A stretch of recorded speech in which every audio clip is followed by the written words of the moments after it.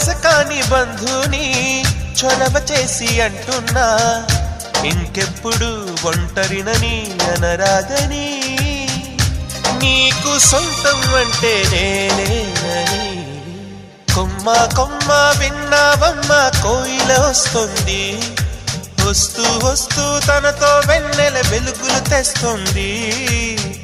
ఏవమ్మ మరుమల్లి తోరణాలు కడతావా, చిలకమ్మ ఎదురేగి స్వాగతాలు చెబుతావా, పూల పొగరిల్లేరా రమ్మందని. విన్నానమ్మ